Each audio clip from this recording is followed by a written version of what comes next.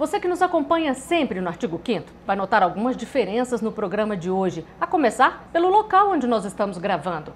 É que durante a pandemia, para diminuir a equipe e garantir a segurança de todos os profissionais envolvidos, nós estamos em outro espaço e eu vou conversar com os convidados por Skype. Dito isso, vamos falar sobre o tema do programa de hoje. A lei que garante o acesso e a permanência de cães-guias em locais públicos e privados de uso coletivo completa 15 anos, agora em junho. Está mudando a vida de muita gente. A Constituição Federal estabelece que homens e mulheres são iguais em direitos e obrigações e garante que ninguém pode ser obrigado a fazer ou deixar de fazer alguma coisa que não esteja prevista em lei. E para falar sobre a lei do cão-guia e todos os avanços conquistados graças a ela, eu converso com a advogada Thaís Martinez, que é especialista em direitos difusos e coletivos e relações institucionais do Instituto Magnus, que treina cães-guias. E converso também com Matheus Silveira, que é professor e é advogado especialista em direitos humanos.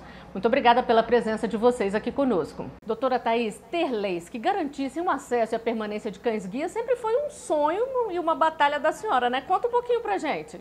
Olha, quando eu comecei a ter o meu primeiro cão-guia, que foi o Boris, no ano de 2000, a gente tinha apenas uma lei municipal em São Paulo, que era bastante lacônica, inclusive, e essa ausência de lei acabou me gerando um problema bastante sério com o metrô de São Paulo, que tentou me impedir de entrar, né, com o Boris, meu cão-guia, em suas dependências.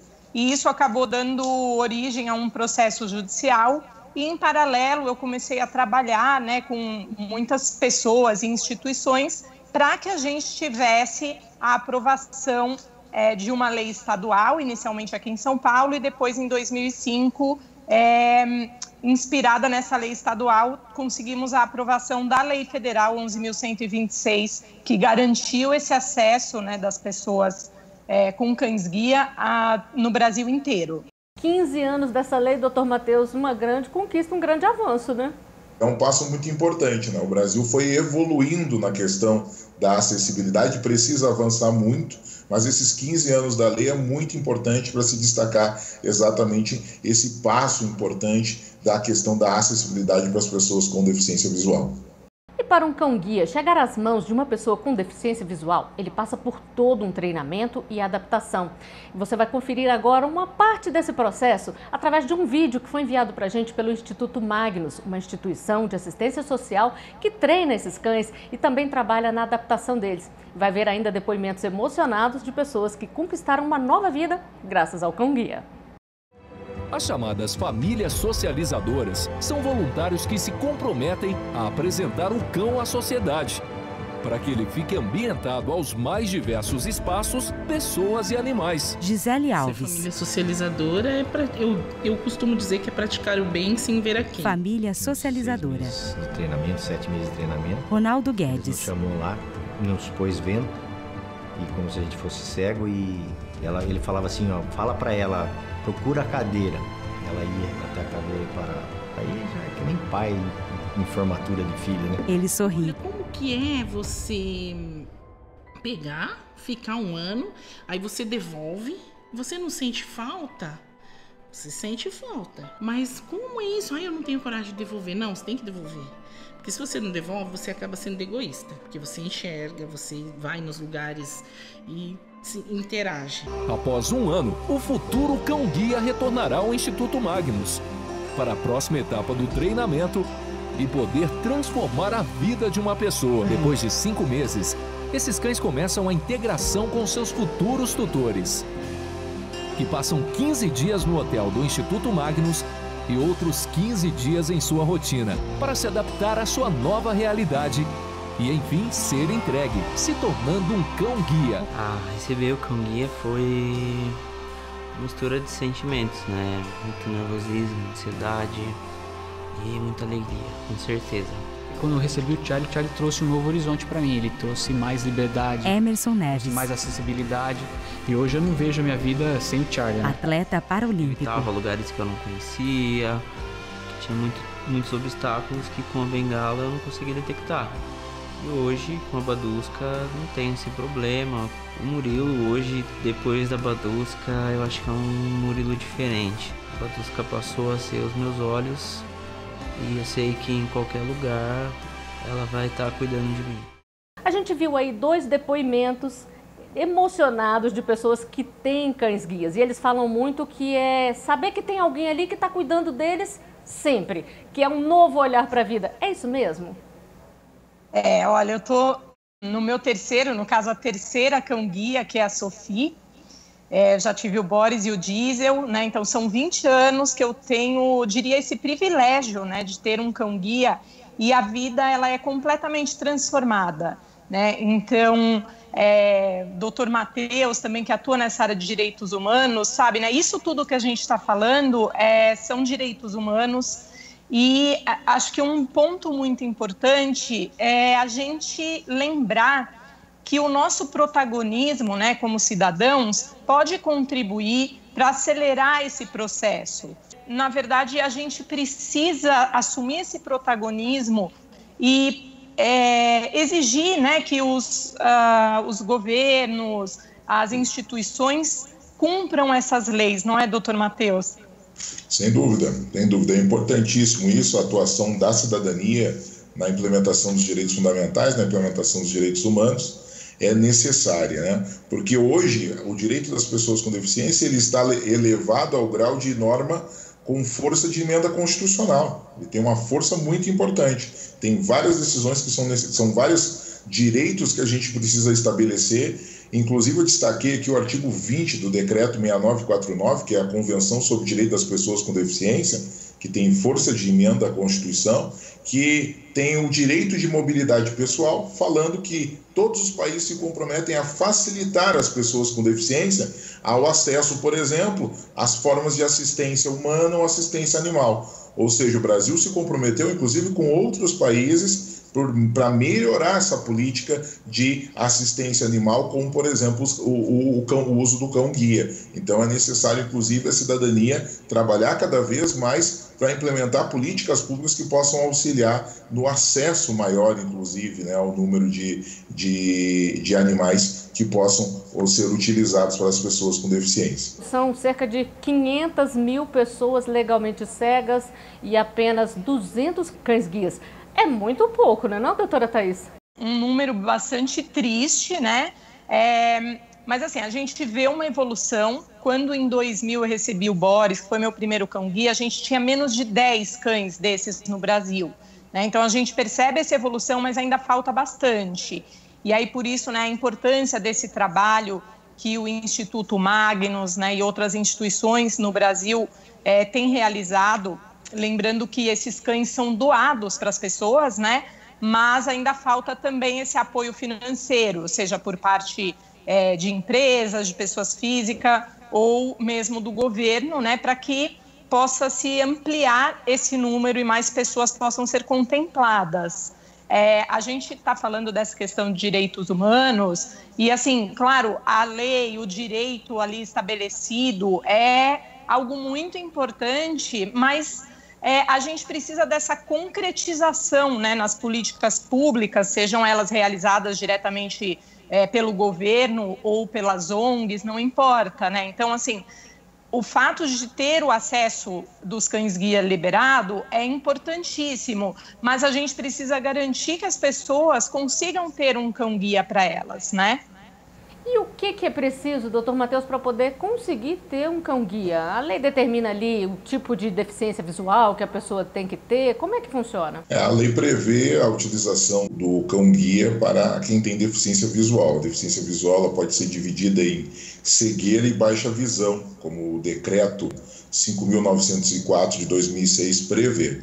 Mas é super importante o que a doutora Thaís fala, que é a questão, hoje o acesso ao cão-guia tem sido feito pela iniciativa da sociedade, pelo trabalho de institutos como o Instituto Magno e por outras instituições que têm propiciado isso através de doações. É necessário que haja, pelo menos, atitudes de facilitação, então, da utilização dos cães-guias pela sociedade organizada, o poder público. Pois é, doutora Thaís, vamos falar um pouquinho então aí do treinamento e da adaptação do cão-guia. No VT que a gente mostrou aqui o videozinho enviado pelo Instituto Magnus, eles mostraram um pouquinho disso. O treinamento é bem longo, né? Ele passa por uma série de processos ali até estar pronto para estar com uma pessoa, não é isso? O treinamento desses cães é encantador, porque a primeira etapa, que dura mais ou menos um ano, ela é feita por famílias voluntárias. Então, essas famílias, elas se inscrevem para adotar o filhotinho e quando eles têm mais ou menos 2 meses de idade. E aí, com a orientação dos treinadores, essa família vai ter a missão de apresentar o mundo para esses cãezinhos. Então, elas vão levar esses cães para supermercado, para passear na rua, no shopping, se elas forem ao cinema.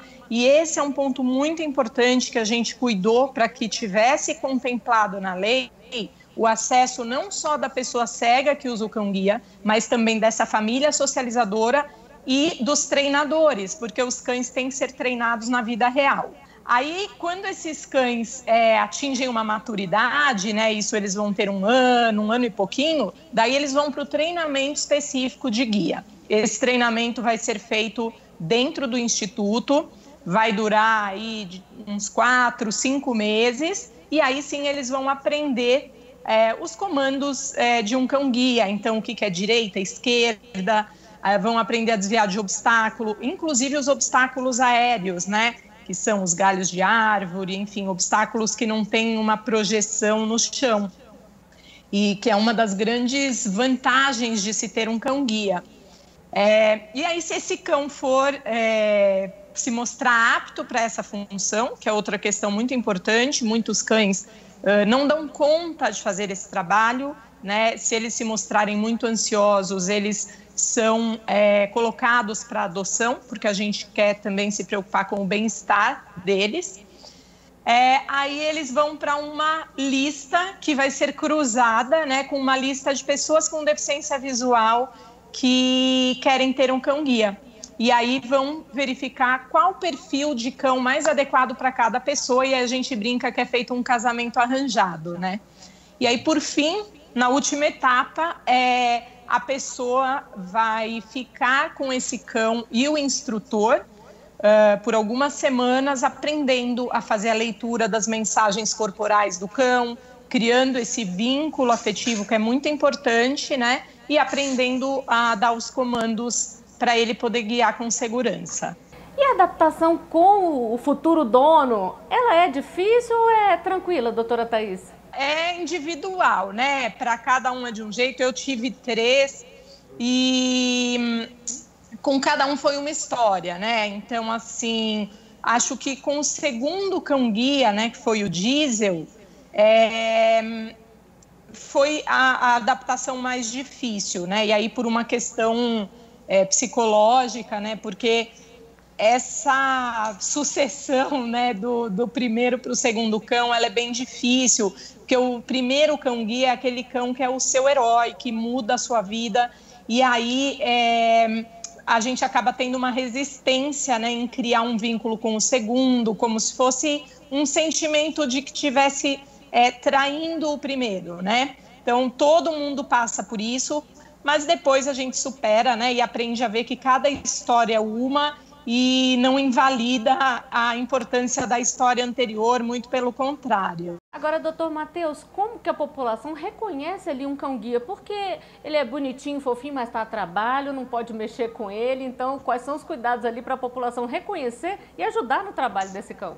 Todo o cão-guia, a legislação prevê a identificação dele, né? Tem 2 tipos de identificação, a carteira de identificação e a plaqueta de identificação, que fica no cãozinho, que coloca já a identificação dele, principalmente para entrada em locais, certo? Onde há algum controle, é necessário isso. Também o cão tem um equipamento, né, onde se verifica, além de estar acompanhado da pessoa com deficiência, ele tem o equipamento, a coleira, a guia, o arreio com a alça, que já possibilita a identificação. Mas é muito importante para o cumprimento da lei, para o acesso aos locais abertos ao público, de uso coletivo, certo? Para esse acesso é importante principalmente ter a carteira de identificação, a plaqueta de identificação e também a carteira de vacinação do animal para mostrar exatamente que está em dia a vacinação.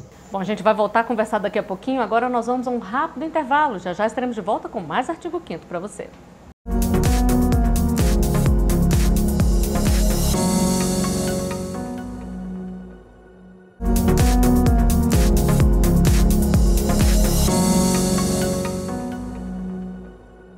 O Artigo 5º está de volta e no programa de hoje a gente fala sobre a lei que regulamenta o acesso e a permanência de cães-guias em locais públicos e privados de uso coletivo.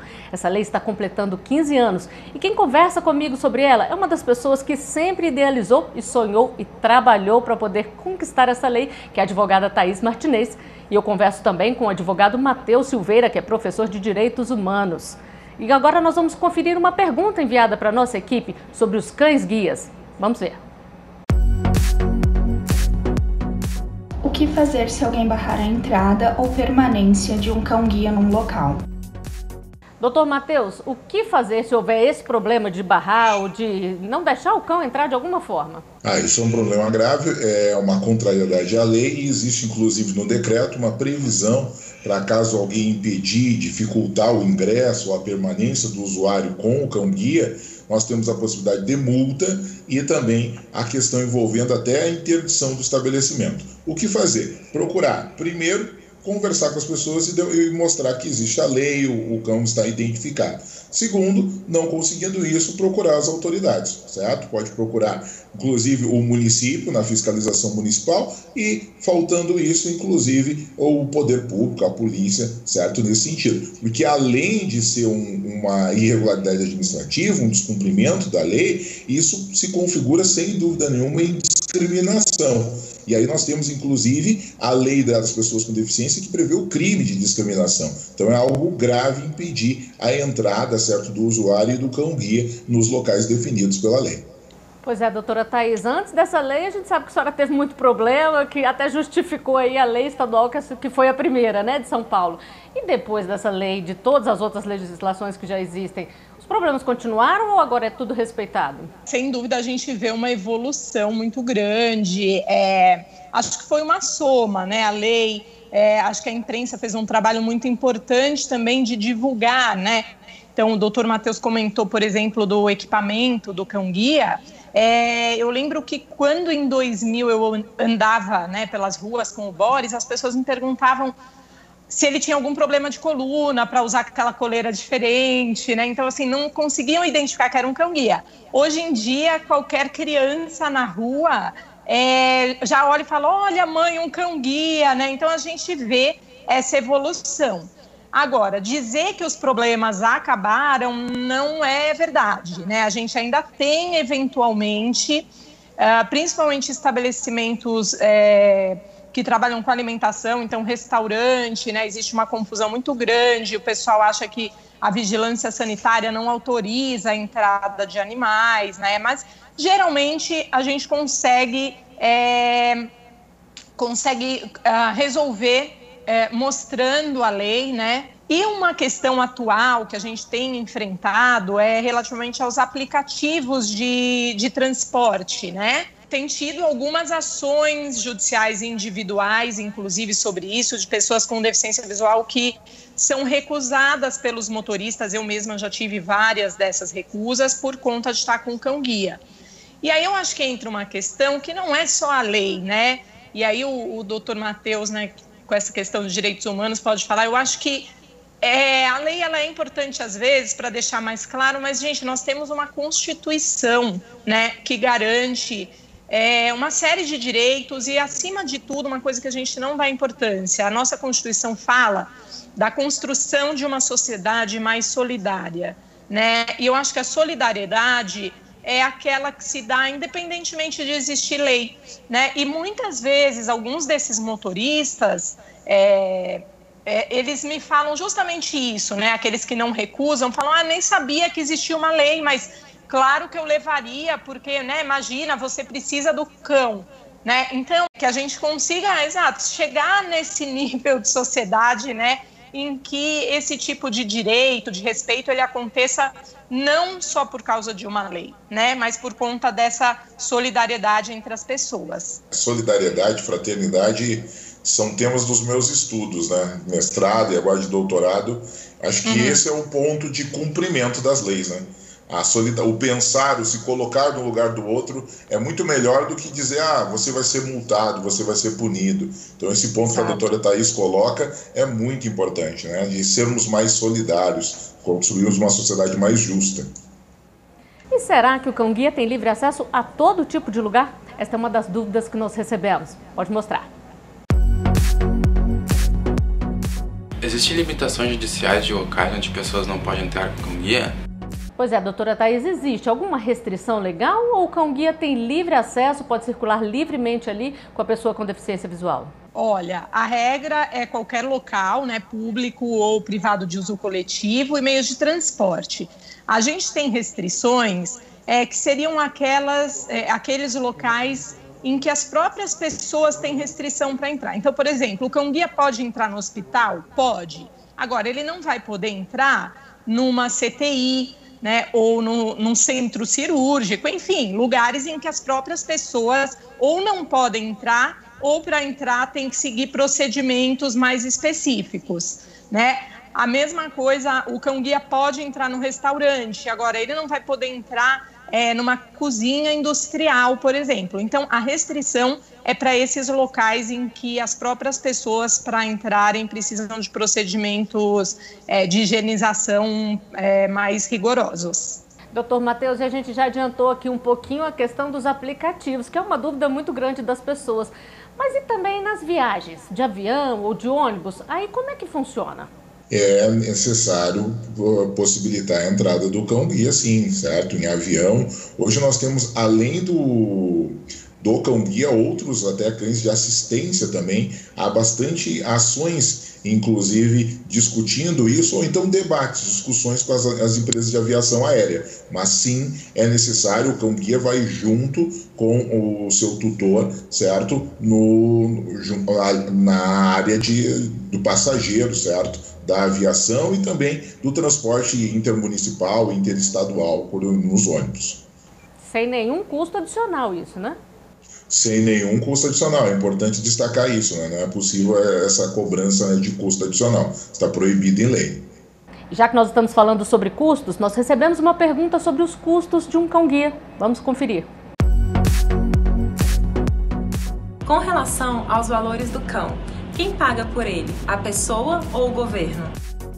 A gente já disse que o cão é doado, então não é a pessoa que paga por ele, mas para começar, doutora Thaís, quanto é que custa mais ou menos um cão-guia? Deixando muito claro, né, que quando a gente fala desse custo, é o custo para a instituição formar esse cão. Então a gente está considerando todo o custo que a instituição tem, desde aluguel, contador, profissionais, né, que fazem o treinamento, a alimentação, enfim, todo esse custo é considerado. Então, a gente calcula mais ou menos um custo aí de 40, 60 mil por cão-guia formado, né? Mas é muito importante destacar que esse custo ele não é repassado para a pessoa com deficiência visual. É uma recomendação, inclusive, da Federação Internacional de Escolas de Cães-Guia, que esses cães sejam doados, justamente porque eles atendem uma necessidade muito básica, né, de saúde, de reabilitação, de permitir uma locomoção com segurança dessas pessoas. E aí, como é que funciona essa fila aí para poder conseguir um cão-guia, doutor Matheus? Nós temos aí, como a própria doutora Thaís mencionou anteriormente, institutos, as organizações onde é necessário preencher lá uma inscrição, e aí preenchendo essa inscrição inicial são feitos critérios estabelecidos por essas instituições que vão posicionando e estabelecendo as pessoas nesta lista, e à medida que vão surgindo, né, os cães já preparados, vai se analisando o perfil então das pessoas para verificar para quem vão ser disponibilizados, vão ser doados esses cães. É um trabalho muito bonito de cooperação, de questão solidária, que realmente poderia ser replicado em várias outras questões da sociedade. É muito bonito de ver essa atitude, essa forma como as instituições trabalham nessa colaboração. E como todo trabalhador, o cão-guia também tem direito a se aposentar. E esta é uma dúvida de uma das pessoas que mandou o vídeo para a nossa equipe. Vamos ver. Com que idade um cão-guia se aposenta e o que acontece com ele? Doutora Thaís, eu acho que essa é uma dúvida de muita gente. Quando é que um cão-guia se aposenta? Não existe uma idade fixa, tá? Essa decisão vai ser conjunta, né, entre a pessoa com deficiência visual, que é o tutor, né, do cão-guia, o veterinário e os instrutores. Então, o que a gente vai avaliar é a condição física desse cão, porque, como os humanos, né, chega uma idade em que esse cão começa a ter algumas perdas, né, de saúde, então pode ter algum desgaste de articulação, alguma perda de visão, e isso pode impactar no trabalho. Então, isso tudo é avaliado, mas em média a gente pode dizer que isso vai acontecer quando o cão tem algo entre 9 e 11 anos de idade, né? Então 7 a 9 anos de trabalho. Vai depender também da rotina da dupla, né? Pessoa com o cão-guia. Porque, por exemplo, mesmo que o cão esteja um pouco mais velhinho, mas a pessoa também esteja com uma rotina bem tranquila, né, e tal, ele pode seguir um pouco mais. Já ao contrário, né, se é uma pessoa que está com uma rotina intensa, numa cidade maluca igual a minha aqui em São Paulo, né, o cão já precisa ter uma disposição física um pouco maior. E o que acontece com esse cão quando ele se aposenta, doutor Matheus?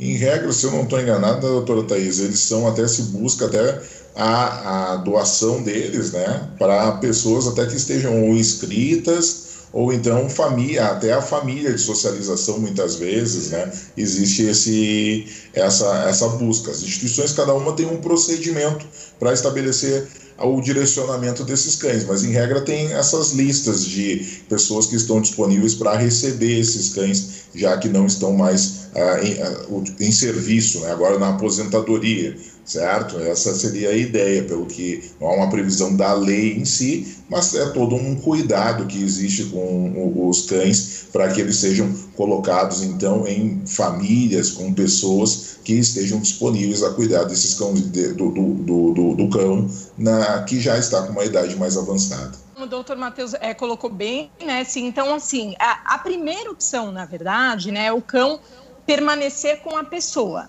tá? Então, ele pode ficar na casa da pessoa que ele guiava, mas daí como um pet, né? Sim. E acontece que, às vezes, não existe essa alternativa, né? Então, por exemplo, eu hoje moro sozinha com a Sofia, que é minha cão-guia. Se ela tivesse que se aposentar hoje, provavelmente eu não poderia ficar com ela, porque não seria nem justo deixá-la o dia inteiro sozinha, né? Quando ela foi acostumada com outra dinâmica. Aí a gente tenta ver se existem pessoas próximas que já têm um vínculo afetivo com esse cão e que queiram adotá-lo, né? E aí depois, não havendo, exatamente como o doutor Matheus colocou, a instituição vai buscar famílias que possam adotar esses cães aposentados. Quer dizer, tem todo um cuidado com eles também, né? Gente, muito obrigada. Claro. A gente esclareceu bastante dúvidas aqui das pessoas sobre cães-guias. Estamos chegando ao final do programa. Obrigada, doutora Thaís. Obrigado, doutor Matheus. Muito obrigado. Grande abraço. Obrigada pelo convite. E eu agradeço também a sua companhia. Se quiser rever este e outros programas, acesse o site da TV Justiça ou acompanhe o nosso canal no YouTube. Não se esqueça, se puder, fique em casa e se cuide. Até o próximo programa. Tchau.